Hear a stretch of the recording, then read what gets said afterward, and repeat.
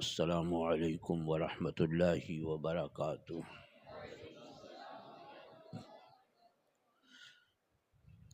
نحمده ونصلي ونسلم على حبیبہ الکریم، اما بعد، فاعوذ باللہ من الشیطان الرجیم، بسم اللہ الرحمن الرحیم۔ شہر رمضان الذی انزل فیہ القرآن هدى للناس وبينات من الهدى والفرقان، فمن شهد منكم الشهر فليصمه۔ صدق الله مولانا العظيم، وبلغنا رسوله النبي الأمين الكريم، ونحن على ذلك لمن الشاهدين والشاكرين، والحمد لله رب العالمین۔ انتہائی عقیدت و محبت کے ساتھ بارگاہ رسالت میں درود و سلام کا نذرانہ محبت پیش کر لیجئے۔ اللہم صلی علی سیدنا و مولانا محمد معدن الجود والکرم وآلہ الکرام وابنہ الکریم، وبارک وسلم صلاۃ و سلاما علیک یا سیدی یا رسول اللہ صلی اللہ تعالی علیہ وسلم۔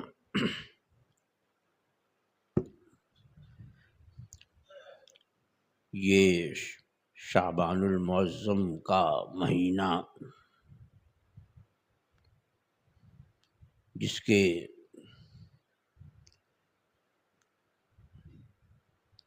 دو دن یا 3 دن باقی رہ گئے،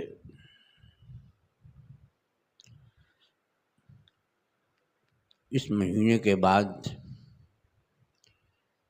وہ عظمت والا مقدس محترم مہینہ جلوہ فرما ہونے والا ہے کہ جس کا ذکر اللہ جل وعلا نے اپنے کلام مجید میں فرمایا، اور جس کی عظمت و بزرگی، جس کے فضائل و مناقب خود رسول اکرم سید عالم صلی اللہ تعالی علیہ وآلہ وصحبہ وسلم نے ذکر فرمایا ہے۔ وہ مہینہ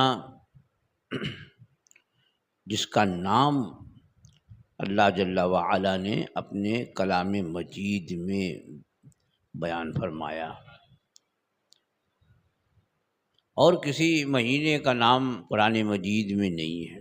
ذکر ہے مہینوں کا کہ ان عدت الشہور عند اللہ 12 شہرا فی کتاب اللہ یوم خلق السماوات والارض۔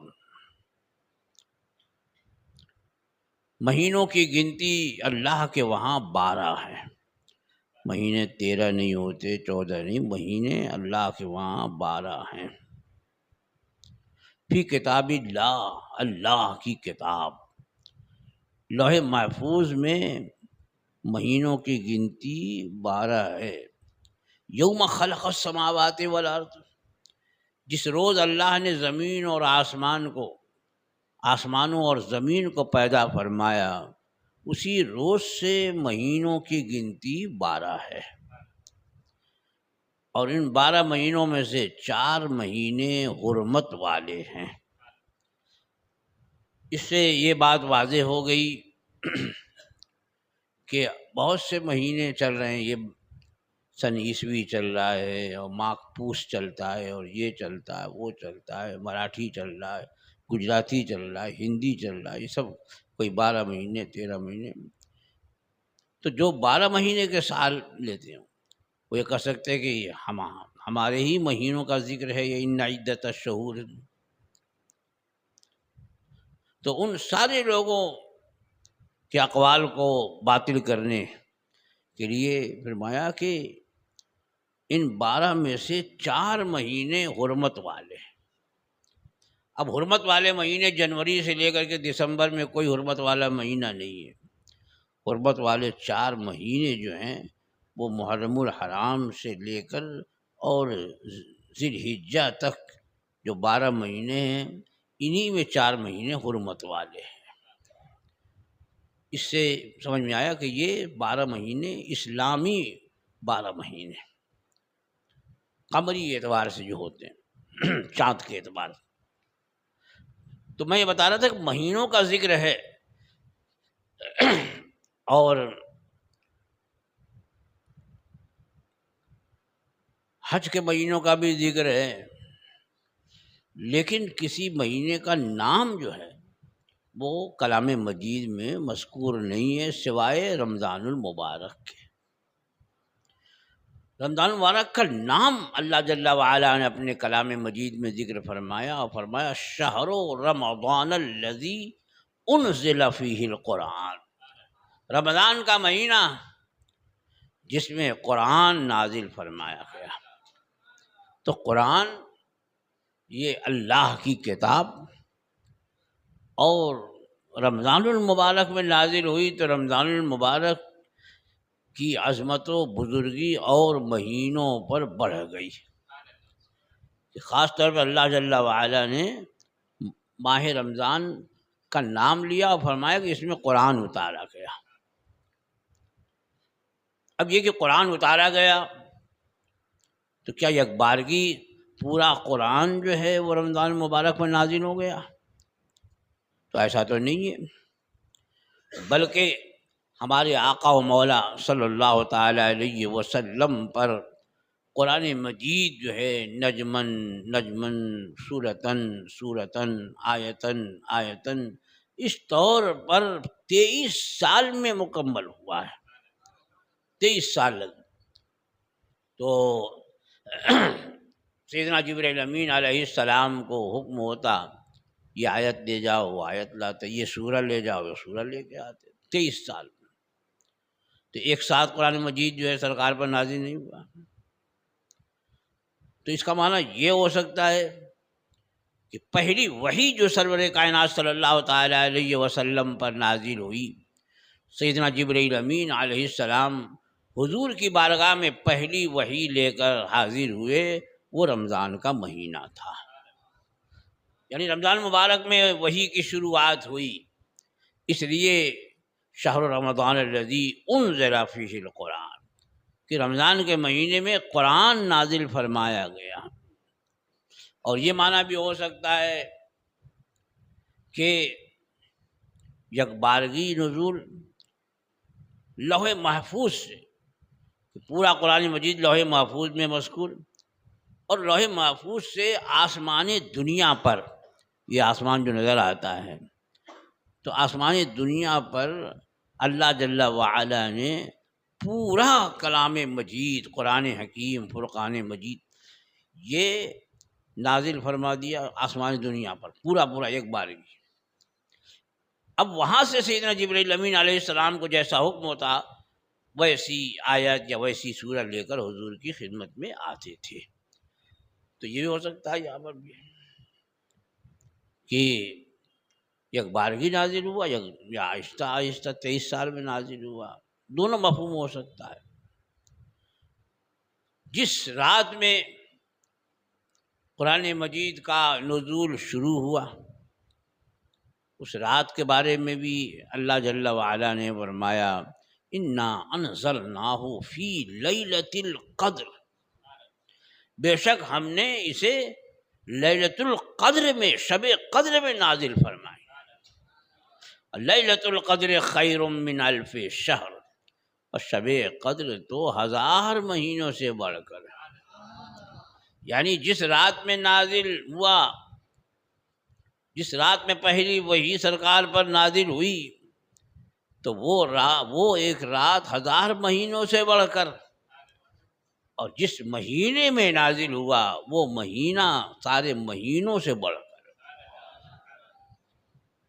تو رسول اکرم صلی اللہ تعالیٰ علیہ وسلم نے ارشاد فرمایا، اے لوگوں تم میں رمضان آیا، یہ عظمت والا مہینہ، برکتوں والا مہینہ، اس میں آسمان کے دروازے کھول دیے جاتے ہیں۔ یہ بھی ارشاد ہوا کہ جنت کے دروازے کھول دیے جاتے ہیں، اور یہ بھی ارشاد ہے کہ رحمت کے دروازے کھول دیے جاتے ہیں، اور رحمت جمع پورے مہینے میں برستی رہتی۔ وہ مہینہ آیا، اس مہینے میں ایک رات ایسی ہے جو 1000 راتوں سے افضل ہے، اور جو اس سے محروم رہا وہ پورا پورا محروم رہا، یعنی اور دنوں کی طرح اس رات میں بھی انٹر غفیر رہا، کھیلتا رہا، کودتا رہا، لہو و لعب میں مشغول رہا یا سوتا رہا، تو جو محروم رہا وہ پورا پورا محروم۔ تو یہ مہینہ ہے کہ جس میں دوزخ کے دروازے بند کر دیے جاتے ہیں۔ مہینہ کا اہتمام دیکھیے، دوزخ کے دروازے بند کر دیے جاتے، پھر کوئی دروازہ کھولا نہیں جاتا، شیاطین چکر دیے جاتے ہیں، سرکش جنات مقید کر لیے جاتے ہیں، پورا مہینہ یہ ہے۔ اس کا اول رحمت، اس کا اوسط مغفرت، اور اس کا آخر جہنم سے آزادی، یعنی 3 عشرے ہوتے ہر مہینے میں۔ پہلی شب سے لے کر 10 تاریخ کا دن گزرنے تک، سورج ڈوبنے تک، یہ 1 عشرہ ہوا۔ 11ویں شب سے لے کر 20 کا سورج ڈوبنے تک یہ 2 عشرہ ہوا، اور 21ویں شب سے لے کر چاند دکھنے تک، چاہے 29 کو دکھے یا 30 کا سورج ڈوب جائے، تب تک یہ رمضان المبارک آخری عشرہ ہے۔ ہر مہینے کا یہی ہے، ہر مہینے میں 3 عشرے ہیں، لیکن رمضان المبارک کے ہر عشرے کی الگ الگ فضیلت بیان فرمائی۔ فرمایا پہلا عشرہ رحمت ہے، اللہ کی رحمت، جس پر اللہ کی رحمت برس جائے اس کی بخشش ہو جائے، اللہ کی رحمت ہے یہ۔ پہلا عشرہ رحمت، دوسرا عشرہ مغفرت۔ اس مہینے میں دوسرے عشرے خوب بخشش ہوتی ہے، مغفرت ہوتی ہے، لیکن یہ نہ سمجھیں کہ پہلے عشرے میں مغفرت نہیں ہوتی ہے، کہ رمضان کی پہلی رات آتی ہے تو اللہ جل وعلا حضور فرماتے ہیں اپنے بندوں کی طرف نظر رحمت فرماتا ہے، اور جس کی طرف اللہ نظر رحمت فرماتا ہے اس کو بخش دیتا ہے۔ پہلی رات، اس مہینے کے روزے فرض ہوئے، اور راتوں کا قیام تطوع ہے، یعنی نفل ہے، سنت ہے۔ اس مہینے کے روزے فرض ہیں، اس امت پر اس مہینے کے روزے فرض کیے گئے، اور امتوں پر بھی روزے فرض ہوئے، لیکن رمضان المبارک کے نہیں، الگ الگ مہینے میں روزے فرض ہوئے۔ کسی امت پر جو ہے وہ ہر مہینے کے 3 روزے، 13، 14، 15، جس کو ایام 20 کہتے ہیں۔ تو اس طرح الگ الگ روزے امتوں پر فرض ہوئے، کسی امت پر 2، کسی پہ 1، کسی پہ 3، اور اس امت پر رمضان مبارک کے پورے مہینے کا روزہ فرض ہے۔ پورا مہینہ روزہ رکھے تو دن کی عبادت، راتوں میں قیام کریں، یعنی فرض تو پڑھنا ہی ہے، اس کے علاوہ راتوں کا قیام تطوع قیام کرے۔ تو قیام سے مراد یہاں تراویح بھی ہو سکتی ہے، راتوں میں تراویح پڑھے، اس کے علاوہ تہجد وغیرہ بھی پڑھے، کہ اس مہینے میں جتنی زیادہ آپ عبادت کر سکے اتنا ہی آپ کے لیے آخرت کا سامان ہوگا۔ تو سرور کائنات صلی اللہ تعالیٰ علیہ وسلم فرماتے ہیں کہ اس مہینے میں کسی نیکی کا کرنا، اچھا کام کرنا، نفل کام کرنا، اور مہینوں کے فرض کے برابر ہے۔ یعنی فرض جو ہے جو ہمارے اوپر عائد ہے وہی تو کریں گے نا بھئی۔ اب فجر کی نماز فرض ہے، ظہر کی 4 رکعات فرض ہے، عصر کی 4 رکعات فرض ہے، مغرب کی 3 رکعات فرض ہے، عشاء کی 4 رکعات فرض ہے۔ اب اس کے علاوہ کوئی نماز فرض نہیں۔ اب کوئی سوچے کہ لاؤ جو ہے وہ ہم سنت پڑھیں، اس کو فرض جان کے پڑھیں تاکہ فرض کے برابر ہو جائے، تو ایسا ہو نہیں سکتا۔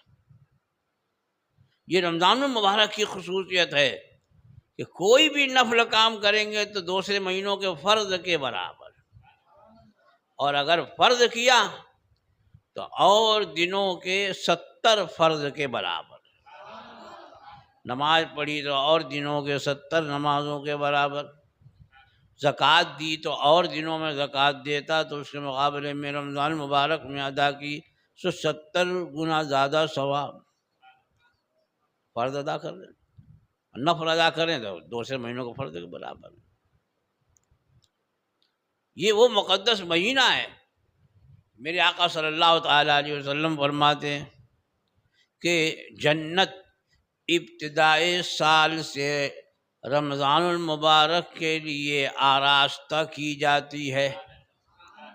آراستہ مطلب سجائی جاتی ہے، تو سجائی جاتی ہے۔ اب اس سے اندازہ لگائیے کہ جنت جو ہے وہ جو کسی ویرانے اور کھنڈر کا نام نہیں ہے کہ کھنڈر ہو گیا، ویران ہے، جنگل ہے۔ ارے وہ جنت کی نعمتوں، اس کی بہاروں کا تو ہم تصور بھی نہیں کر سکتے۔ کیا ہے صحیح اندازہ نہیں لگا سکتے۔ وہ تو اللہ کے کرم سے جب پہنچیں گے تبھی صحیح معلوم ہوگا کہ یہ جنت، یعنی صرف جو ہے وہ لفظی مناسبت ہوگی۔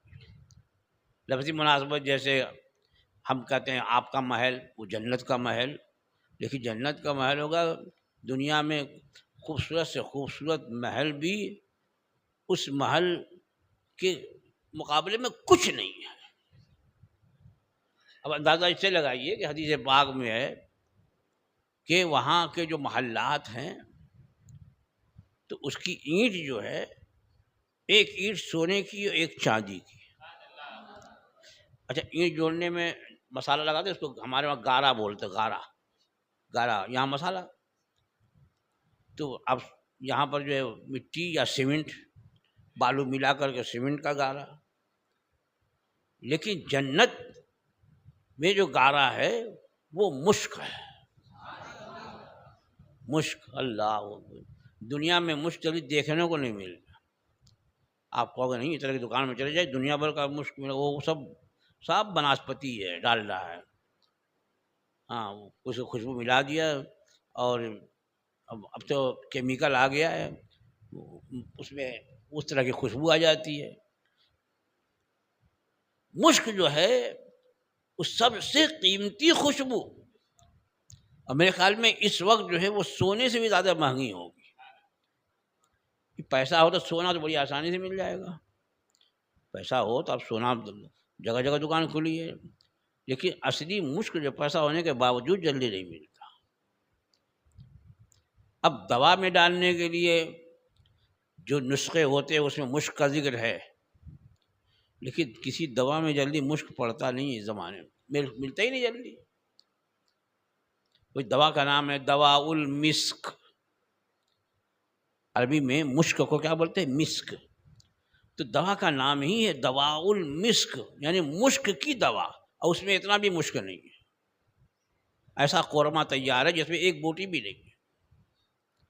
جب قورمہ بولتے ہیں نا تو گوشت کا تصور ہوتا ہے کہ نہیں ہوتا؟ بہت شاندار 2 پیازا اور قورمہ بنا ہے، اور گئے تو کیا ہوا؟ ارے وہ بٹاٹے والا ہے، تو قورمہ بولیں گے اس کو۔ تو یہی حال دوا المسک کا بھی ہے۔ بات کہیں اور چلی جا رہی ہے۔ تو میں یہ کہہ رہا تھا کہ جنت کا صحیح ہم تصور بھی نہیں کر سکتے، وہاں کا مشک کیا ہوگا۔ وہاں کی گھاس جو ہے وہ زعفران، یہاں اصلی زعفران جلدی تلاش کرو تو نہیں ملتی، ملے گی بھی تو اتنی 1 آدھ گرام ملے گی، معلوم کتنے کا بھائی، 1000 روپے کی زعفران، اور وہاں گھاس چل رہے ہیں ہم اسی پر. وہاں کے کنکر پتھر یہاں چلیں جوتا اتار کے تو دھنس جائے، چبھ جائے تکلیف ہو، اور وہاں کے کنکر پتھر تو ہیں موتی، یاقوت، زمرد، یہ قیمتی جواہرات یہ کنکر پتھر ہے. حدیث پاک میں ہے کہ وہاں کے جو حوریں ہیں اگر ان کا صرف آنچل زمین کی طرف ظاہر کر دیا جائے تو سب لوگ فتنے میں پڑ جائیں گے. حور کو دیکھ کے نہیں، آنچل کو دیکھ کر کیا تصور کر سکتے ہیں؟ تو جنت تو ایسی سجی ہوئی ہے کہ ہم تصور نہیں کر سکتے. لیکن حدیث پاک میں ہے کہ جنت ابتدائی سال سے رمضان کے لیے آراستہ کی جاتی ہے. اس سے رمضان مبارک کا اندازہ لگائیے، وہ جو سجی سجائی ہے مزید رمضان مبارک کے استقبال کے لیے سجائی جا رہی ہے. اور جب رمضان المبارک کی پہلی رات آتی ہے تو عرش کے نیچے جنت کے درختوں کے پتوں سے ایک ہوا چلتی ہے، ہوا چلتی ہے، وہ گزرتی ہے حور عین پر. حور عین یہ جنتی لوگوں کو ملیں گی تو حور عین پر گزرتی ہیں. عین کا معنی بڑی بڑی آنکھوں والی، یعنی خوبصورتی کے لیے ایک یہ بھی وصف ہے کہ آنکھیں خوب بڑی بڑی تھی، اب اتنی بڑی نہیں کہ دیکھ کے ڈر لگے، ہاں بھائی مطلب خوبصورت ہے، آنکھیں بڑی بڑی. اب اگر کسی کی آنکھ جو ہے پیالے کے برابر ہوگی تو آدمی دیکھے گا نہیں، آنکھ بند کر کے رہے گا کہ ایسا نہ ہو کہ ابھی بے ہوش ہو جاؤں. اب بڑی آنکھ ہوگی، کس کی ہوگی بہت بڑی آنکھ؟ جب قبر میں لیٹا کر کے لوگ واپس ہوں گے تو نکیرین آئیں گے. تو حدیث پاک میں ہے کہ نکیرین کی آنکھیں جو ہیں وہ دیگ اتنی بڑی بڑی. ارے دیگ جانتے ہیں؟ دیگ اب تو ختم ہو گیا، اب تو بھگونا چلنے لگا بڑا بڑا. پہلے بڑی بڑی جو ہے تانبے کی دیگ آتی تھی. حدیث پاک میں کہ دیگ اتنی بڑی بڑی آنکھ، تو ابھی 2 آنکھ ہے تو کتنا بڑا چہرہ ہوگا. بڑے بڑے ناخن، اور ایسے ناخن کے اسی سے زمین کو چیرتے پھاڑتے ہوئے آئیں گے. آنکھ سے شعلہ نکلتا ہوگا اور آنکھیں جھجوڑ کر کے مردے کو اٹھا. اب وہ دنیا میں اتنی بڑی آنکھ دیکھ رہے تو بے ہوش ہو جائے، اور وہ دیکھ بڑی بڑی آنکھ جو ہے دیکھ اتنی برابر دیکھے گا تو کیا حال ہوگا. یا اللہ، کیا حال ہوگا قسم خدا کی. قبر میں ہمیشہ اللہ جل وعلا سے اپنے گناہوں سے ڈرتے رہو، عذاب قبر سے بچنے اور محفوظ رہنے کی دعا کرو. دعا کرو مولا قبر میں اپنے پیارے حبیب کی زیارت نصیب فرما اور حشر میں ان کی شفاعت نصیب فرما. واقعی اگر مومن ہے، اللہ کے حبیب صلی اللہ تعالی علیہ وسلم سے سچی محبت رکھنے والا ہے تو نکیرین آئیں گے آہستگی کے ساتھ اور یہ سب جواب دے دے گا. تو ہی نکیرین کہیں گے نم کنومت العروس، سو جا جیسے دولہا سوتا ہے، سو جاؤ آرام سے.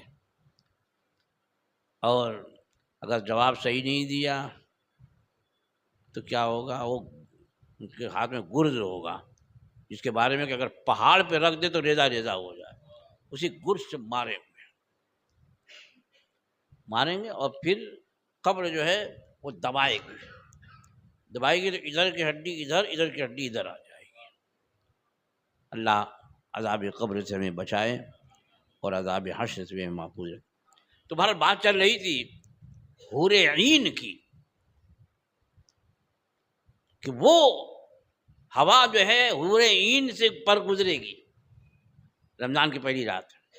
تو اب وہ حور عین بارگاہ خدا بندی میں عرض کریں گی مولا اپنے بندوں میں سے ہمارے لیے ان کو شوہر بنا کہ جن سے ہماری آنکھیں ٹھنڈی ہوں اور ہم سے ان کی آنکھیں ٹھنڈی ہوں. کن لوگوں کے بارے میں؟ روزے دار کے بارے میں. جب پہلی رات آتی ہے چلتی ہے وہ لوگ جو روزہ رکھنے والے ہیں ان کے لیے حور عین، اور وہ خواہش کرتی، دعا کرتی ہیں مولا کہ وہ روزے دار جو دنیا سے تھکے مادے روزہ رکھ کر کے آئیں گے تو ہم کو دیکھ کر ان کی آنکھ ٹھنڈی ہو جائے اور ان کو دیکھ کر ہماری آنکھیں ٹھنڈی ہو جائیں. تو رمضان وہ مہینہ ہے اور روزہ وہ عبادت ہے، اس کا اہتمام کرنا ہے. بس رمضان آنے والا ہے. اب کچھ لوگ اہتمام کا مطلب یہ سمجھتے ہیں کہ جا کے ڈاکٹر سے سرٹیفکیٹ بنوا لیتے ہیں، ہاں کہ بھائی تمہارا جو ہے شوگر بہت ہائی لیول کا ہے، اگر روزہ رکھو گے تو ہم ذمہ نہیں لیتے ہیں کہ تمہارا کیا حال ہوگا. بے بقلول ڈاکٹر، تو کیا ذمہ لے گا کسی کا؟ کتنے انجیکشن لگا کے تو مار ڈالتے ہیں لوگ ہیں. کتنے انجیکشن لگے لاک ڈاؤن میں لوگوں، جہاں انجیکشن لگتا تھا تو گھر والے بھی سوچتے تو اب گیا کام سے. ہاں تو اب یہ کہہ رہے کہ ہم ذمہ دار ہیں. تم کیا ذمہ دار ہو؟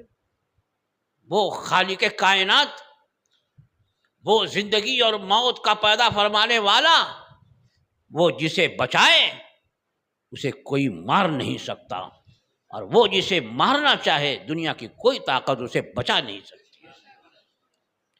تو روزہ رکھ کر کے اور بیمار ہو جائے گا، مر جائے گا. ارے کتنی اچھی موت ہے روزے میں آ جائے. روزے میں کیا حور عین نے کیا کہا کہ دنیا سے تھکا مادہ آئے تو ہمیں دیکھ کے اس کی آنکھیں ٹھنڈی ہو جائیں. تو روزہ، روزہ تو یہ کاسر شہوات بھی ہے اور گناہوں کو دھو دیتا ہے.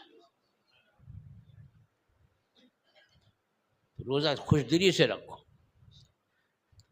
اور پھر رمضان المبارک میں جب اور دنوں کے رمضان المبارک میں کسی نیکی کا کرنا، نفل کام کا کرنا اور دنوں کے فرض کے برابر، تو رمضان المبارک کے روزے تو فرض ہیں تو اور دنوں کے 70 فرض کے برابر. پھر میرے آقا فرماتے ہیں کہ رمضان میں مومنوں کا رزق بڑھا دیا جاتا ہے.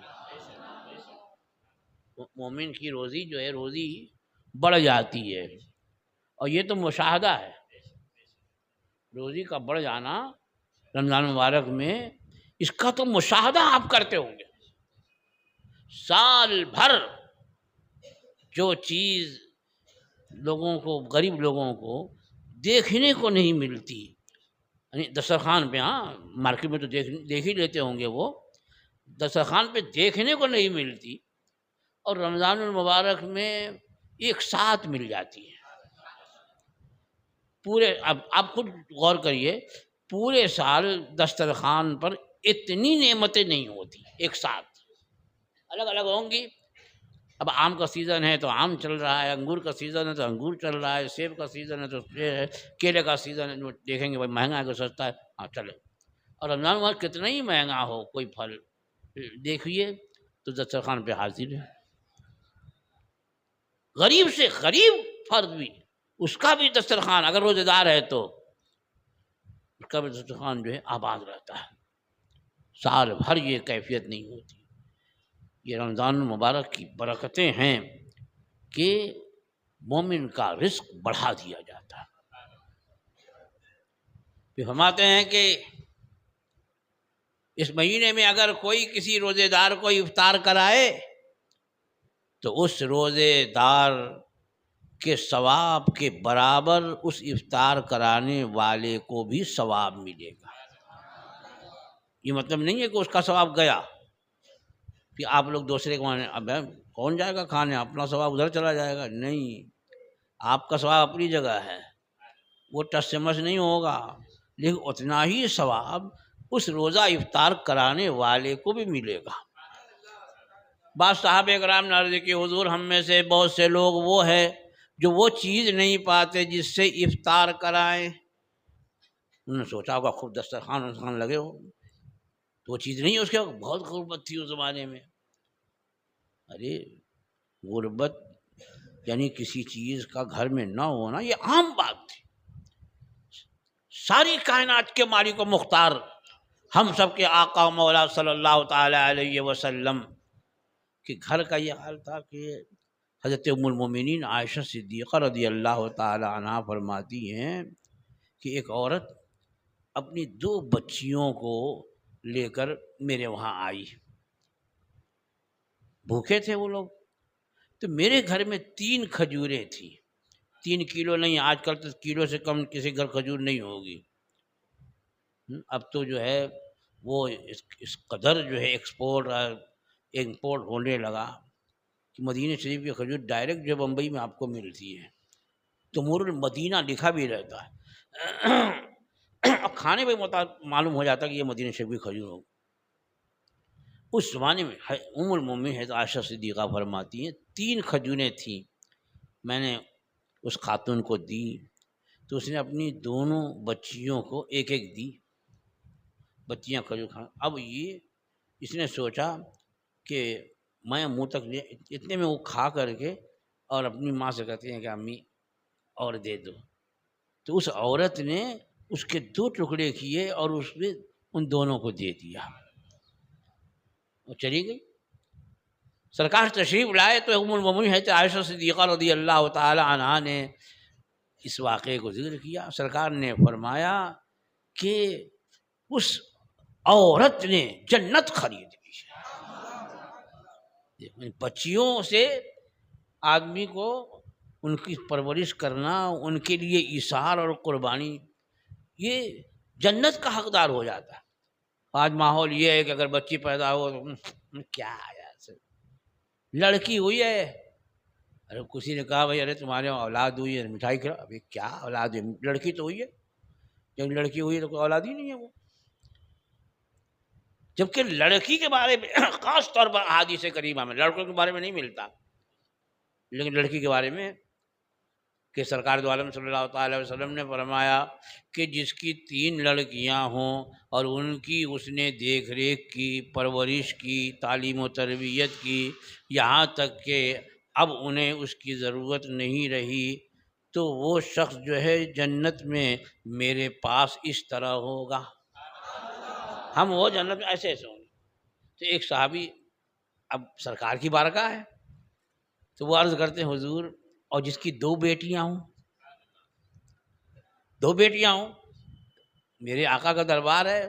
سرکار نے فرمایا جس کی 2 بیٹیاں ہیں اس کے لیے بھی ہے. تو صحابہ بعد میں ذکر فرماتے ہیں اگر کسی نے ایک کے لیے کہا ہوتا حضور وہ بھی کر دیتے کہ حکم نافذ ہے تیرا، سیف تیری خامہ تیرا، دم میں جو چاہے کرے دور ہے شاہ تیرا.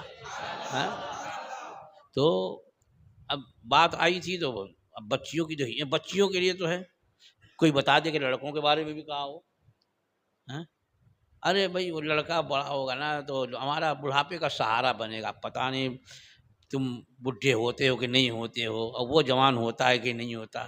کیا بچے نہیں مرتے، جوان نہیں مرتے؟ اور پھر اگر جوان ہو جائے، اب بڑھاپا آپ کو آ بھی جائے تو کیا ضروری ہے کہ وہ آپ کی خدمت کرے؟ شادی ہوئی لے کے الگ ہو گیا، بڑی اس سے اس کو پڑھایا تھا، یہ بنا دو وہ بنا دو، اور اس کو ڈاکٹر بنا دیا، تو کسی نے جو ہے ایڈوکیٹ بنا دیا، یہ کر دیا، سب الگ الگ ہو گئے. یہ اب وہ نام بھی نہیں لیتے ہیں. باپ کو دیکھ کر کے سوچیں کہ لوگوں کے سامنے تعارف کریں کہ ہمارے والد صاحب آئے ہیں. کتنے تو ایسے بھی ہیں کہ کہیں ان کا حلیہ دیکھ کر کہیں لوگ مجھ سے نہ متنفر، معاذ اللہ ہے. بہرحال تو رمضان المبارک کی بات چل رہی تھی کہ رمضان المبارک اب اس زمانے میں لوگ بس اتنا نہیں ہوتا تھا کہ افطار کرا سکے. تو انہوں نے عرض کی کہ حضور ہم میں سے بعض وہ ہیں کہ جنہیں وہ چیز نہیں ملتی جس سے وہ افطار کرائیں، یعنی اتنا بڑا ثواب ملے گا روزے کا ہے نہیں. تو اب کیا فرمایا سرکار نے، یہ دیکھو میرے آقا کے کی وسعت اختیار. تو سرور کائنات صلی اللہ تعالی وسلم فرماتے ہیں کہ یہ اجر، یہ ثواب ہر اس شخص کے لیے ہے جو ایک کھجور سے روزہ افطار کرائے، ایک گھونٹ دودھ سے روزہ افطار کرائے، یا ایک گھونٹ پانی سے روزہ افطار کرائے۔ ہاں، نہیں تو آپ سوچ رہے تھے کہ بھائی ایک دن جو ہے وہ افطار کی دعوت سب کی رکھ دیں گے، اور اس دن جو ہے وہ بھجیا بھی ہوگی، رگڑا بھی ہوگا، جھگڑا بھی ہوگا، چنا بھی ہوگا، اور یہ بھی ہوگا، وہ بھی ہوگا، اور پھر بیچارے غریب کو نہیں بلائیں گے، بھائی اس نیتا کو بلاؤ، اس لیڈر کو بلاؤ، اس فلاں کو بلاؤ، محلے کا بڑا آدمی اس کو بلاؤ، ارے اس کے گھر تو خود ہی دنیا بھر کا رہتا ہے، انہیں کھلاؤ کہ رمضان المبارک میں بھی کسی وجہ سے ان کا دسترخوان خالی ہے، ان کے وہاں بھیجو افطار۔ اللہ علیم و خبیر ہے، خوب جاننے والا ہے نیتوں کا، کس نیت سے آپ روزہ افطار کرو خوب جاننے والا ہے، وہی اجر دینے والا ہے۔ تو اس مہینے میں روزے دار کو اگر افطار کرایا تو جتنا ثواب روزہ رکھنے والے کو ہے اتنا ہی ثواب اس روزہ افطار کرانے والے کو ہے۔ اور روزے دار کی دعا افطار کے وقت رد نہیں کی جاتی، قبول ہو جاتی ہے۔ اور روزے دار کا کتنا اونچا مقام ہے کہ بخاری اور مسلم کی روایت ہے، میرے آقا فرماتے ہیں کہ روزے دار کے منہ کی بو، پیٹ خالی ہے، منہ سوکھا ہے تو ایک طرح کی کبھی کبھی ناگوار بو نکلتی ہے، تو لیکن سرکار کیا فرماتے ہیں کہ روزے دار کے منہ کی بو اللہ کے نزدیک مشک سے بھی بہتر ہے۔ مشک کی خوشبو سنا آپ نے، اس سے بھی بہتر ہے۔ لیکن یاد رکھے جب یہ روزہ رکھے اللہ کی خوشنودی کے لیے، عبادت کی نیت سے، ریاکاری کے لیے نہیں، اور جو احتیاط بتائی گئی ہے روزہ رکھو تو نہ لڑائی کرو، نہ جھگڑا کرو، نہ غیبت کرو، نہ لوگوں پر غصہ کرو، نہ چلاؤ، اگر کوئی تم سے لڑے جھگڑے تو کہہ دو بھائی ہم روزے سے ہیں، یہ نہیں کہ اس نے ایک بات کہی تو میں تو روزے سے ہوں آج دو بات بولوں گا، اس لیے کہ آج بغیر سحری کا روزہ ہے، لوگ معلوم ہو جائے کہ بہت روزہ لگا ہے بڑے میاں کو۔ کچھ لوگ ہوتے ہیں نا شام کا عصر بعد سے پارا چڑھا رہتا ہے، ہاں ایک دم تیوریاں چڑھی رہتی ہیں، اگر آ جائے کوئی اسی میں نواسا آ گیا، نانا جانتا نہیں، پوتا آ گیا مارا اللہ کیا لوگ ارے مت جاؤ، آج بڑے میاں کو روزہ لگا ہے۔ بلکہ کچھ جو ہے اب یہ اتنا مشہور ہو گیا ہے جب غصہ کر روزہ لگا ہے کہ کبھی کبھی جب لڑتے ہیں تو یہ پولیس والے بولتے ہیں ارے ان لوگوں کو روزہ لگ گیا، معاذ اللہ، روزہ لگ گیا؟ روزہ اگر لگتا تو قرآن کا حکم ہے روزہ رکھنے والا رکھو لعلکم تتقون، کہ تمہیں تقوی حاصل ہو جائے، روزہ جسے لگ جائے وہ متقی پرہیزگار بن جائے گا۔ وہ روزہ چھوڑ گیا، اس کو مار لڑ رہے ہیں، جھگڑ رہے ہیں، گالی دے رہے ہیں، ڈنڈا اٹھا رہے ہیں، یہ کر رہے ہیں، روزہ چھوڑ گیا۔ اسی پہ آقا فرماتے ہیں کہ اس شخص کے بھوکے اور پیاسے رہنے کی اللہ کو کوئی پرواہ نہیں جو روزے کی حالت میں جھوٹ بولے، غیبت کرے، روزے کا لحاظ نہیں کرے۔ تو روزہ رکھ کر کے زبان کو بھی قابو دو، ہاں جو ہے لڑنے کے لیے جو ہے طرح طرح کے پیترے مت بدلو اور الفاظ مت سوچو کہ آج آئے گا تو یہ بولوں گا، اب کل آئے گا تو یہ بولوں گا، نہیں، روزے کا احترام کرو، رمضان کا احترام کرو، آپ کو اللہ اس کا اجر دے گا۔ تو یہ چند باتیں میں نے اس لیے عرض کی کہ بس رمضان بس 2 دن 3 دن کے بعد آنے ہی آنا اس کو۔ تو رات کا قیام تراویح بھی پڑھنا ہے، تراویح کیا مطلب جماعت سے تراویح ہوتی ہے نا، تو یہ نہیں کہ اب جلدی سے ختم کرنے کے لیے 6 دن والی تراویح کروا لو، کہ 6 دن میں اب وہ حافظ جو ہے کم سے کم 5 پارہ روز پڑھے گا، یہاں 1.5 پارہ پڑھے تو جلدی پڑھے تو سمجھ میں نہیں آتا، بہت سے کچھ ایسے حافظ ہیں وہ 5 پارہ پڑھے گا، اور اس میں بھی لوگ گھڑی دیکھتے ہیں کہ بھائی کل تو 11 بجے ختم ہوتی ہے، آج 11:15 بج گیا، دوسرے دن وہ جو ہے وہ 11:45 بجے ختم کر دے گا، اتنی تیز پڑھ رہے ہیں، نہیں، ایسا حافظ رکھو تراویح کی جو امامت کرے کہ اس کا پڑھنا سمجھ میں صاف صاف پڑھے کہ قرآن ہے یہ، اور قرآن کیسے پڑھا جائے؟ خود قرآن فرماتا ہے ورتل القرآن ترتیلا، قرآن کو ٹھہر ٹھہر کر، نہیں تو بعض حافظ ایسے ہی ہے، کچھ پیچھے والے ارے حافظوں کو جلدی سمجھ میں نہیں آتا کیا پڑھ رہا ہے، تو بیچارے جو حافظ نہیں ہیں ان کو کیا سمجھ میں آئے گا؟ کب بس اتنا ہی سمجھ آتا جب رکوع کرنے والا ہوتا ہے تو بہت لئے میں کہتا ہے خبیرا، سمجھ لیتا اب رکوع میں جو لوگ بیٹھے وہ بھی جلدی آنکھ مار، کچھ ہوتے ہیں نا پیچھے بیٹھے رہتے ہیں، ارے ابھی تو لمبا جائے گا، ابھی تو 2 منٹ ہوا ہے، ہر رکعت ان کی 4 منٹ کی ہوتی ہے، یہ حرام ہے کہ نماز قائم ہو، جماعت قائم ہو اور انتظار میں پیچھے بیٹھا رہے کہ جب رکوع میں جانے لگیں گے تو شریک ہوں گے۔ حضور صلی اللہ علیہ وسلم فرماتے ہیں ایسا کرنا حرام ہے۔ کہ منافقوں کے بارے میں قرآن مجید میں فرمایا اذا قاموا الی الصلاۃ قاموا کسالی، کہ یہ منافقین جب نماز کو کھڑے ہوتے ہیں تو تھکے جی سے کھڑے ہوتے ہیں۔ یہ بھی تو تھکے جی سے کھڑا ہو نا، پیچھے بیٹھے ہوئے ہیں، آپس میں بات بھی کر رہے ہیں، ہم کون سا پارا چل رہا ہے، یہ ہو رہا ہے وہ ہو رہا ہے، جیسے ہی اس نے خبیر اور کھینچا جلدی سے پہنچ گئے رکوع میں، قیام بچ گیا بولتے ہیں معاذ اللہ۔ کچھ دلی سے قرآن سنو اب پوری رکعت میں از اول تا آخر شامل رہو۔ دیکھو پھر تراویح کا کیسا فیضان اور قرآن مجید صحیح سننے کا کیسا فیضان ملتا ہے۔ اللہ تعالی ہمیں اور آپ سب لوگوں کو رمضان المبارک کی عزت و توقیر اور قدر کرنے کی توفیق عطا فرمائے، اس کے روزے رکھنے کی توفیق عطا فرمائے، اس کے روزوں کو ہمارے لیے آسان کر دے، رات میں قیام کی توفیق عطا فرمائے، پورا قرآن مجید تراویح میں سننے اور سنانے کی توفیق عطا فرمائے، اور ہم سب لوگوں کو پورا مہینہ جی لگا کر کے عبادت، توبہ و استغفار کی توفیق عطا فرمائے۔ وآخر دعوانا الحمد للہ رب العالمین۔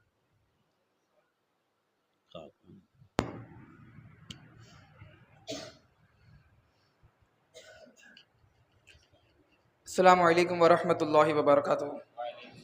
وعلیکم السلام ورحمۃ اللہ۔ میرے پاس 80,000 ہیں اور میرے اوپر 5 لاکھ قرض ہے، تو کیا اس میں زکوٰۃ نکلتی ہے؟ سوال سن لیا کہ ان کے پاس جو ہے 80,000 ہیں۔ میرے پاس سوال کسی میں سے نہیں۔ اچھا تو میں سمجھا کہ آپ نے بارے میں پوچھ رہے ہو۔ سوال کرنے والے نے یہ پوچھا ہے کہ اس کے پاس 80,000 ہیں نقد اور اس کے اوپر 5 لاکھ قرض ہے، تو جس کے اوپر قرض ہوگا اور مال بھی ہو تو وہ قرض اس سے مائنس کیا جائے گا، اور قرض نکالنے کے بعد جو بچے مال اگر وہ نصاب تک ہے تب زکوٰۃ فرض ہوگی، اور نصاب سے کم ہو جائے، مثلاً مان لیجیے کہ نصاب اس زمانے میں پوری ہوتی ہے 40 لاکھ پر، ایک مثال دے رہا ہوں میں، 40 لاکھ روپये ہوں تو نصاب پوری، اب اس کے اوپر جو ہے اس کے پاس 80 لاکھ 40,000 معاذ اللہ، کسی کے پاس 40,000 ہوں، 40 سے 45 تو نصاب ہو گئی، اب کسی کے پاس جو ہے وہ 80,000 ہیں، 80,000 ہے اور اس پر قرض جو ہے وہ 50,000 ہے، تو اب 80,000 میں 50,000 کم کریں گے، مائنس کریں گے، کتنا بچے گا؟ 30,000۔ 30,000 نصاب تو نہیں ہوا، لہٰذا اب 30,000 کی اس کو زکوٰۃ نہیں دینی ہے، اور یہاں تو نصاب کیا پورا ہی غائب ہو جائے گا، 5 لاکھ قرض ہے اور 80,000 ہے نا، 80 لاکھ 80,000 ہے اور 5 لاکھ، تو اس 80,000 پر زکوٰۃ نہیں فرض ہوگی۔ ایک لڑکا 5 اسٹار ہوٹل میں کک ہے، یعنی کھانا پکاتا ہے، تو کبھی کبھی اسے خنزیر کے گوشت کا بھی آرڈر آتا ہے، تو مجبوراً وہ گلوز وغیرہ پہن کر اس کو پکا کر دیتا ہے، تو کیا یہ اس کی مجبوری مانی جائے گی؟ کیا ایسی جگہ کام کرنا صحیح ہے اور اس کی کمائی کا کیا حکم ہے؟ بھائی دیکھیے خنزیر جو ہے وہ حرام قطعی ہے اور نجس العین ہے۔ نجس العین کا مطلب یہ ہے جیسے پخانہ ہوتا ہے نا، نجس العین ویسے ہی ہے وہ، یہاں تک کہ خنزیر کا ایک بال اگر کنویں میں گر جائے تو پورا پانی ناپاک ہو جائے، اور کسی جانور پر بھی نہیں ہے ہمارے مذہب میں۔ اب ہر مسلمان کو اس سے شدید نفرت، ایسی دلی نفرت ہے کہ اگر دسترخوان پر اور گوشت رکھے وہ آ جائے تو کوئی دوسرا گوشت بھی کوئی نہیں کھائے گا، نفرت سے جو الٹی کر دے گا۔ یہ کیسا کام کر رہا ہے یہ، وہ آرڈر آ گیا تو اس کا ہی پکانا پڑے گا۔ ایسا کام جو ہے ایک مسلمان کی شان کے لائق نہیں۔ وہ نجس ہے، جیسے پخانہ ہے، تو کیا پخانے کا کوئی حلوہ بنائے گا؟ گوبر کا حلوہ بنائے گا؟ تو خنزیر کیسے پکا رہا ہے وہ، معاذ اللہ۔ اس طرح کا کام جو ہے مسلمان کے شان کے لائق نہیں۔ روزے کی حالت میں روزے دار بھول کر کھا رہا ہو اور اس کے منہ میں نوالا ہو تو کیا اس کو فوراً ٹوک دے، یا پھر جو دیکھ رہا ہو وہ پہلے رک جائے، اس کو کھا لینا دیا جائے، پھر اور وہ بعد میں جا کر بولے؟ سوال سنا آپ نے کہ بھول کر کے کوئی کھا رہا ہے، اس کو روزہ یاد نہیں ہے، تو حدیث پاک میں ہے نا کہ جس روزے کی حالت میں بھول کے کھایا تو اس کو اللہ نے کھلایا، روزہ نہیں ٹوٹے گا۔ تو اب یہ کہ کوئی دیکھا جو جانتا ہے کہ یہ روزہ ہے اور بھول کے کھا رہا ہے تو فوراً یاد دلائے، یا انتظار کرے کہ پیٹ بھر کے کھا لے تو اس کے بعد یاد دلاؤں۔ تو یہاں دو صورتیں ہیں، اگر بہت کمزور ہے، لاغر ہے، بوڑھا ہے، کہ کہیں ایسا نہ ہو کہ نوبت روزہ توڑنے کی آ جائے، ایسا کوئی شخص ہے تو فوراً یاد نہیں دلائے۔ اور اگر وہ مضبوط ہے، جوان ہے، اور اتنا ایسا نہیں ہے کہ روزے کی وجہ سے وہ صاحب فراش ہو جائے گا، تو فوراً ٹوکے، فوراً یاد دلائے روزے سے نا۔ اب اس کو یاد آ گیا جب روزہ، تو جو منہ میں لقمہ ہے اس کو فوراً اگل دے۔ یہ نہیں کہ منہ میں لے لیا ہے تو کیا کرے اب اندر کر لے، نہیں، فوراً اس کو اگل دے، تب تو روزہ ہو جائے گا۔ اور اگر نگل گیا تو روزہ ٹوٹا، ہو سکتا کفارہ بھی لازم آئے اگر اس کی شرط پائی جائے تو اس لیے بہرحال بھول کر کے کھا رہے ہو، جیسی یاد آئے ویسے ہی اس کو اگل دے۔ کوئی بوڑھا اور کمزور شخص ہے تو اس کو یاد دینے میں تھوڑا توقف کرے، لیکن اگر کوئی طاقتور ہے، تندرست ہے، اسے فوراً یاد دلائے۔ اعتکاف میں بیٹھنے والوں کو آخری دن جو ہے انہیں مسجد کے پیسے سے انہیں امامہ، چادر، پھول وغیرہ بطور ہدیہ دیا جاتا ہے، تو کیا یہ دیا جا سکتا ہے مسجد کے پیسوں سے؟ مسجد کے پیسے سے یہ سب کام نہیں ہوگا۔ مسجد کا پیسہ ہے تو مسجد میں خرچ کرے، امام کو تنخواہ دیں، مسجد کے اخراجات میں صاف صفائی، رنگ روغن میں مسجد سے متعلق جو مصارف ہیں انہی میں مسجد کی رقم خرچ کی جائے گی، ادھر ادھر نہیں خرچ کی جائے گی کہ بھائی یہ لوگ اعتکاف ہے، اپنے پاس سے لگاؤ نا بھائی۔ اگر ان کی واقعی معتکفین کی توقیر اور عزت اور تعظیم کرنی ہے تو آپ ٹرسٹی لوگ چندہ کرو، اپنی جیب سے لگاؤ، ثواب بھی ملے گا اس تعظیم اور توقیر کا۔ تو لیکن مسجد کے پیسے ہر نہیں ملے۔ یہ نہیں بڑا اچھا پایا، مسجد میں رکھا ہوا ہے تو ہم ٹرسٹیوں کا نام بھی ہوگا، فلاں ٹرسٹی تھا، فلاں صدر صاحب تھے، تو سب کو امامہ بھی بانٹتے تھے، نذرانہ بھی دیتے تھے، اور یہ صدر صاحب آئے ہیں تو کچھ نہیں دیتے۔ ارے اپنے نام کے لیے مسجد کا خرچ کرو گے، ٹھیک ہے، آپ اپنی جیب سے لگائیے، یا اور جو ٹرسٹی ہیں وہ سب آپس میں کے چندہ کریں۔ اور یا کوئی اور ایسا ہے محلے میں سرمایہ دار، وہ کہے بھائی جتنے متکفین ہیں میری طرف سے ان کے لیے یہ ہدیہ ہے، میری طرف سے یہ تحفہ ہے، تو اس میں حرج نہیں ہے، مسجد کا پیسہ نہیں خرچ کرے۔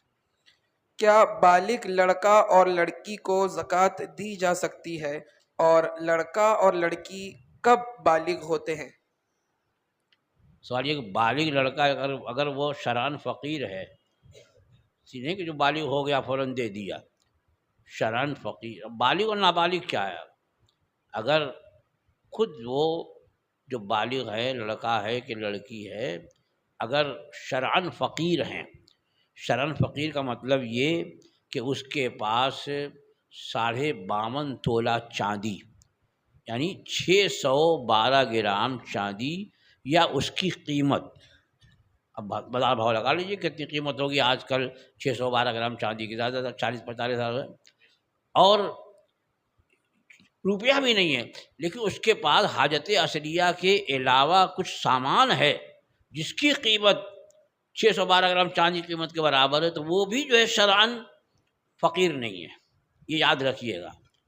کچھ لوگ سمجھتے ہیں نا مستحق زکوٰۃ ہونے کے لیے جو ہے وہ بیوہ ہو اور یتیم ہو اور لنگڑا ہو اور لولا ہو اور نابینا ہو، ایسا دے رہے ہیں اور اس کے پاس جو ہے بینک بیلنس پورا موجود ہے، تو نہیں۔ اگر شرعاً وہ مالدار ہے، شرعاً مالدار مطلب وہی کہ جس کے پاس 612 گرام چاندی ہو یا 612 گرام چاندی کی قیمت ہو یا اتنی قیمت کا سامان ہو اس کے پاس ہائے تسیہ کے علاوہ، یعنی ہائے تسیہ جیسے گھر رہنے کا مکان ہے یا استعمال کا برتن ہے، پہننے کے کپڑے ہیں، بستر ہے، سواری ہے، یہ جو ضرورت کے سامان ہیں، ان کے علاوہ سامان بھی اگر اس کے پاس ہے جس کی قیمت 612 گرام چاندی کی قیمت کے برابر ہو جائے تو اب وہ شرعاً غنی ہے، زکوٰۃ نہیں لے سکتا، اور جان کر کے کہ اس کے بعد اتنا ہے پھر آپ دیں گے تو زکوٰۃ بھی ادا نہیں ہوگی۔ تو بالغ ہے اور شرعاً فقیر ہے۔ اب آپ نے فقیر کا مطلب سمجھ لیا ہوگا، یہ زکوٰۃ کے مسئلے میں اس کو بہت اچھی طرح یاد رکھنا چاہیے۔ شرعاً اگر فقیر ہے اور بالغ ہے تو اس کا ہی قبضہ کافی ہے، یعنی اس کو دے دیا، مالک بنا کر قبضہ دے دیا، یعنی اس کے باپ کو نہیں دے، اسی کو دے، اگر بالغ ہے تو قبضہ ہو گیا۔ ہاں نابالغ ہے اور اس کا باپ شرعاً فقیر ہے، نابالغ خود تو اس کے پاس جو ہے نہیں ہے لیکن باپ کے پاس بھی نہیں ہے اتنا، تب یہ بچے کو دے سکتے ہیں، بچے دے، اور بہت چھوٹا بچہ ہے کہ نہیں سمجھتا ہے تو اس کو دینا ہے تو اس کے ولی یعنی باپ یا باپ نہ ہو تو دادا جو بھی ہو اس کو وہ رقم دے دیں کہ وہ اس پر خرچ کرے، کہ ولی کا قبضہ جو ہے اس نابالغ کا قبضہ مانا جائے گا۔ بس حضرت اگر بچہ بالغ ہے لیکن کالج وغیرہ جاتا ہے اور اس کے والد وغیرہ والدین کے پاس ہی رہتا ہے اور ان کے پاس الحمدللہ مال و دولت ہے، لیکن کچھ لوگوں کو دیکھا گیا کہ ویسے بچوں کو پکڑ کے یعنی ہلا شرعی کراتے ہیں، تو یہ کیا درست ہے؟ کہ بچہ اگر بالغ ہے اس کے پاس کچھ نہیں ہے تو ماں باپ کا بھی، وہ نابالغ ہو تو باپ کا اعتبار ہوتا ہے اور بالغ ہے تو کچھ اس کا اعتبار ہے۔ اگر اس کے پاس اتنا نہیں جتنا میں نے بتایا 52.5 تولہ چاندی یعنی 612 گرام چاندی یا اس کی قیمت یا اس کی قیمت کا سامان ہائے تسیہ کے علاوہ اس کے پاس نہیں ہے تو شرعاً فقیر ہے، اس کو زکوٰۃ دیں گے تو ادا ہو جائے گی۔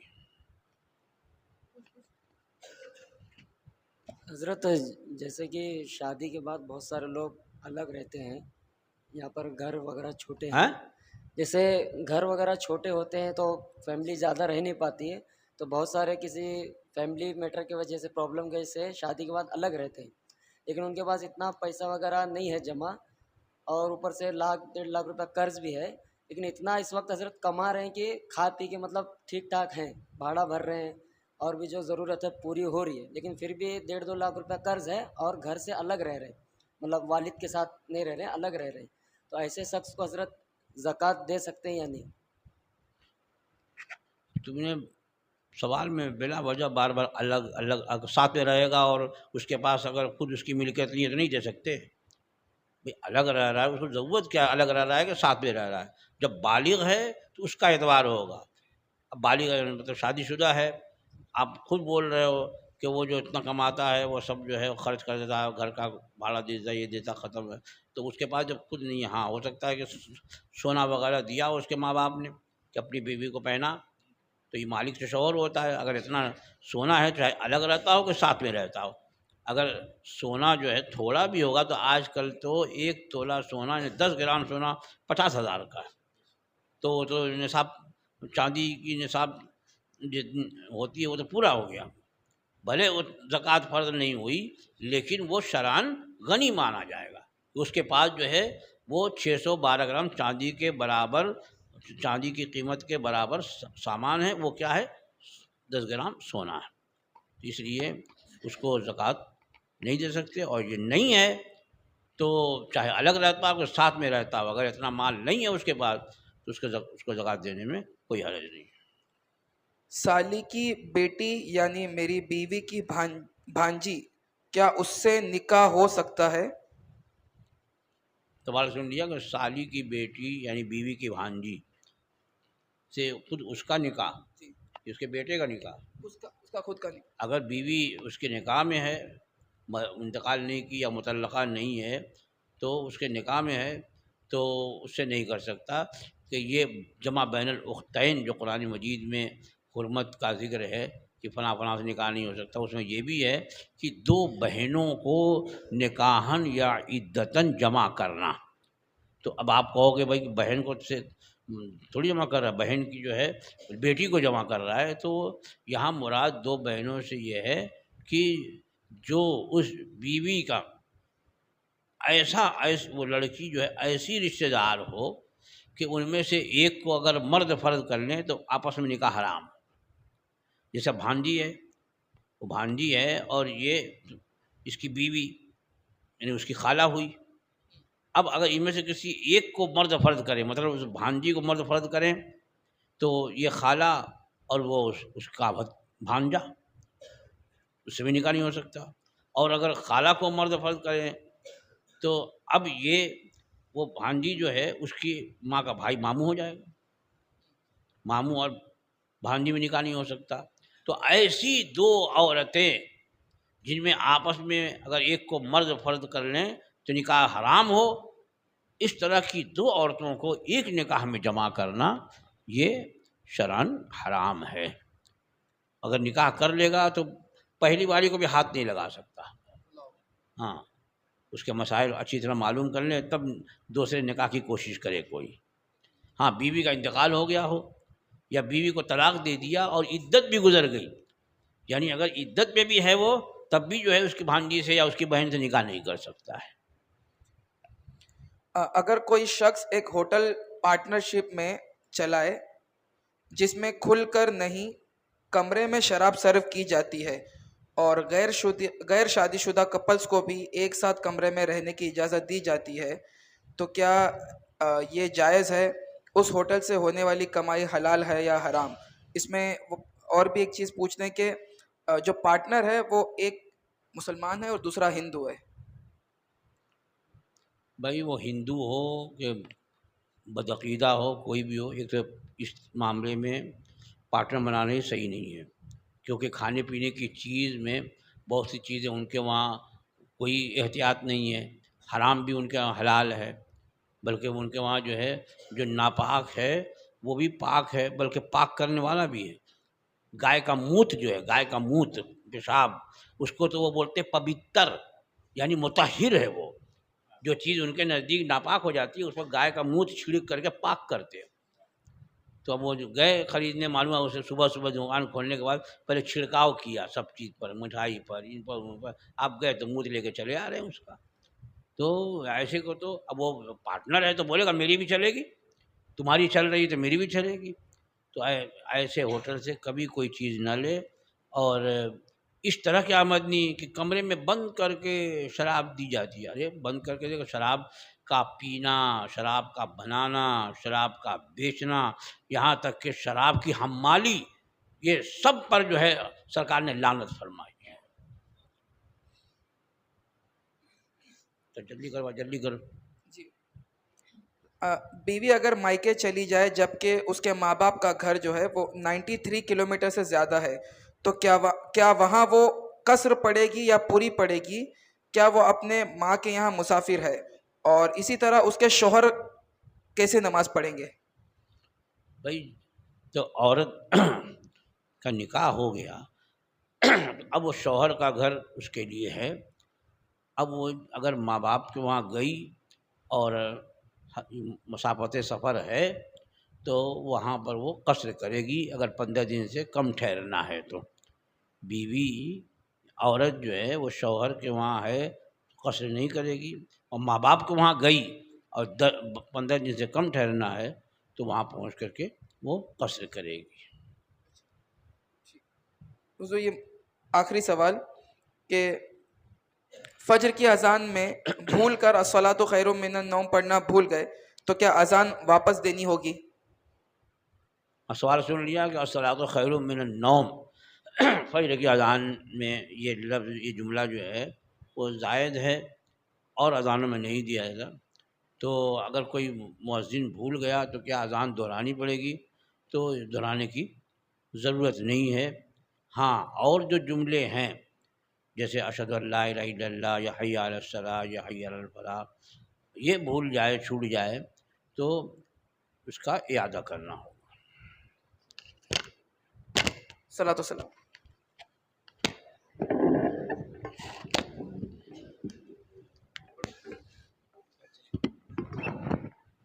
مصطفیٰ جان رحمت پہ لاکھوں سلام، شمع بز میں ہدایت پہ لاکھوں سلام، ہم غریبوں کے آقا پہ بے حد درود، ہم فقیروں کی سربت پہ لاکھوں سلام، غوث اعظم امام تقی والنقی، جلوہ شان قدرت پہ لاکھوں سلام، کاش محشر میں جب ان کی آمد ہو اور بھیجے سب ان کی شوکت پہ لاکھوں سلام، مجھ سے خدمات کے قدسی کہے ہاں رضا، مجھ سے خدمات کے قدسی کہے ہاں رضا، مصطفیٰ رحمت پہ لاکھوں سلام، شمع بز میں ہدایت پہ لاکھوں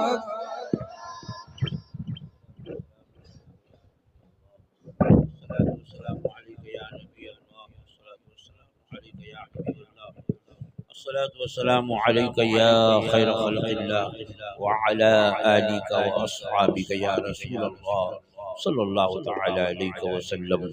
اللهم صل على سيدنا مولانا محمد صلاة تنجينا بها من جميع الأهوال والآفات، وتقضي لنا بها جميع الحاجات، وتطهرنا بها من جميع السيئات، وترفعنا بها عندك أعلى الدرجات، وتبلغنا بها أقصى الغايات من جميع الخيرات في الحياة وبعد الممات، إنك على كل شيء قدير. اللهم صل على سيدنا مولانا محمد ما اختلف الملوان وتعاقب الأسران وكر الجديدان واستقل الفرقدان، وبلغ روحه وأرواح أهل بيته من التحية والسلام، وبارك وسلم عليه كثيرا. اللهم ربنا تقبل منا إنك أنت السميع العليم، وتب علينا إنك أنت التواب الرحيم. يا رب بالمصطفى بلغ مقاصدنا، يا رب بالمصطفى بلغ مقاصدنا، واغفر لنا ما مضى يا واسع الكرم. یا اللہ، یا رحمان، یا رحیم، دل مارا کن مستقیم، بحق ایاک نعبد و ایاک نستعین.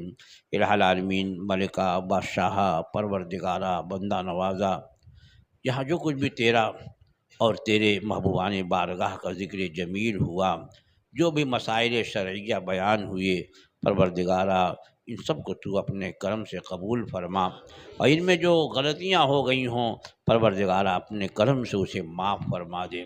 الہ العالمین، یہاں جتنے حاضرین ہیں سب کی حاضریوں کو قبول فرما، ہم سب لوگوں کو علم نافع عطا فرما، عمل صالح کی توفیق عطا فرما، آنے والے مقدس مہینے کی قدر کرنے اور اس کے حقوق ادا کرنے کی ہم سب کو توفیق عطا فرما. پروردگارہ رمضان المبارک میں جن لوگوں کی بخشش ہونے والی ہے ان میں ہمیں بھی درج فرما لے. الہ العالمین، رمضان المبارک میں ہمارے لیے روزوں کو آسان فرما، رات کے قیام کو آسان فرما، اور ہمیں جی لگا کر کے شب و روز رمضان المبارک میں عبادت کی توفیق عطا فرما. ہر طرح کی خلاف شرع حرکتوں سے ہمیں باز رہنے کی توفیق عطا فرما. ہم سب لوگوں کو سچی توبہ کی توفیق عطا فرما اور اپنی توبہ پہ قائم رہنے کی توفیق عطا فرما. ہر فرض، ہر واجب و سنتوں کو ان کے وقتوں پر ادا کرنے کی توفیق عطا فرما. مولا، یہاں جتنے حاضرین اپنے خالی ہاتھ تیری بارگاہ میں پھیلائے ہوئے ہیں، یا آن لائن جتنے سامعین بھی اس وقت دست بدعا ہیں، پروردگارہ سب لوگوں کے خالی ہاتھوں کو گوہر براز سے بھر دے. ہر ایک کو اس کے حق میں جو بہتر ہے وہ عطا فرما۔ پروردگارہ بیماروں کو شفا عطا فرما، کمزوروں کو تندرستی عطا فرما، بے روزگاروں کو حلال روزی عطا فرما، جو صاحب روزگار ہیں ان کے حلال روزیوں میں برکتیں عطا فرما، جو بے اولاد ہے ان کو صاحب اولاد بنا دے، جو صاحب اولاد ان کی اولاد کو نیک اور صالح بنا دے، جن گھروں میں شادی کے لائق بچے یا بچیاں ہیں غیب سے ان کے موافق رشتے عطا فرما دے۔ پروردگار عالم جو لوگ بھی اپنے دلوں میں جائز مرادیں لے کر اس وقت تیری بارگاہ میں ملتجی ہیں مولا، ان سب لوگوں کی جائز مرادوں کی تکمیل فرما دے۔ اللہم ربنا تقبل منا انک انت السمیع العلیم۔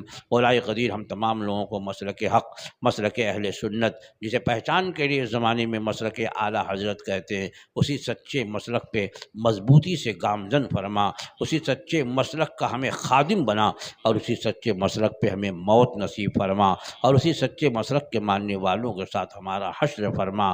قبر میں اپنے پیارے حبیب صلی اللہ تعالی علیہ وسلم کی زیارت نصیب فرما، حشر میں ان کی شفاعت نصیب فرما، انہی کے محبت میں جلا، انہی کے محبت میں دنیا سے اٹھا، اور انہی کے محبت میں ہمارا حشر فرما۔ وصلی اللہ تعالی علی خیر خلقہ ونور عرشہ سیدنا ومولانا محمد وآلہ واصحابہ ذریاتہ وآل بیتہ اجمعین برحمتک یا ارحم الراحمین بحق لا الہ الا اللہ محمد صلی اللہ